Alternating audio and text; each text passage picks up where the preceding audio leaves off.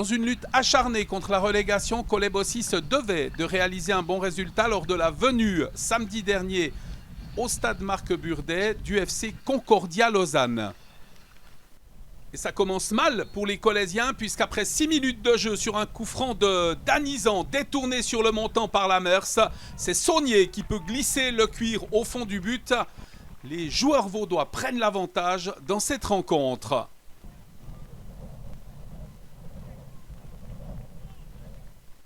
Les choses qui vont encore se compliquer puisqu'à la demi-heure de jeu, sur un coup de coin, Julien Joseph reprend de la tête ce service de son coéquipier et peut marquer le 2-0 pour les Vaudois qui prennent le large dans cette rencontre.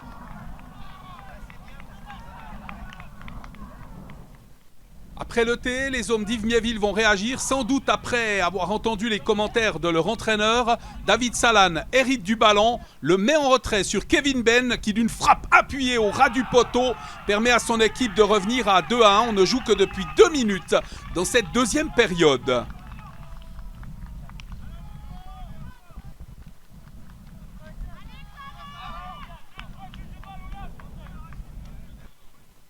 Galvanisés par cette réduction de la marque, les Colésiens vont même égaliser 3 minutes plus tard.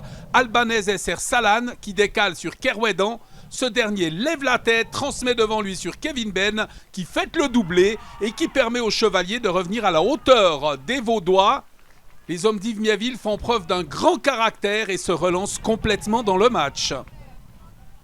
58e minute, les Vaudois partent à l'offensive. Guéry transmet à Nyang qui va venir affronter le portier Lamers qui sort, qui parvient à toucher le ballon, mais l'arbitre lui en décide autrement et siffle un penalty.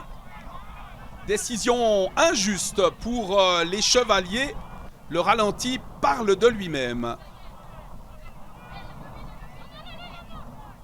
Mais Nyang, lui, sur le penalty, ne se pose pas de questions et permet à Concordia Lausanne de prendre une nouvelle fois l'avantage dans cette rencontre.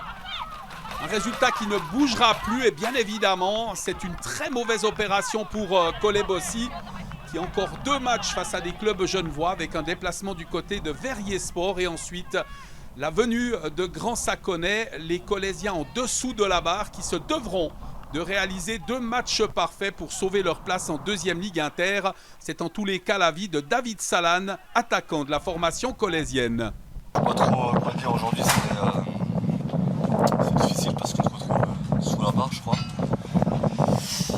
On revient à 2-2 après 5 minutes en deuxième mi-temps. On est loin d'être l'équipe qu'on est passé.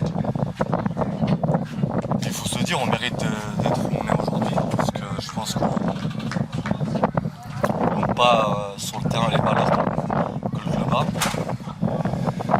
Maintenant voilà, il reste 2 finales et il faut y aller jouer quoi, coûte que coûte. On sait que les Chichos ont gagné, je crois, contre Atsui. Il nous reste Verrier qui doit encore se sauver normalement, qui commence à quasiment en première ligue. Le 11 juin, c'est les 60 ans du club. Donc ça serait triste de ne pas pouvoir fêter ça, de faire une relégation. Mais voilà, c'est du football, je pense qu'il y a pire dans la vie. Mais on se doit de représenter le club comme il se doit dans ces 2 derniers matchs. Et au foot, tout peut arriver. Il nous reste 2 matchs, ils peuvent perdre, ils peuvent gagner. Maintenant, je ne doute pas de ce groupe, on est un groupe extraordinaire. On est dans un mood qui n'est pas évident. On compte aller chercher les victoires et puis essayer de sauver, de faire plaisir à Mimi, c'est le fondateur du club, il est là depuis 60 ans. Du coup, on mérite de faire quelque chose.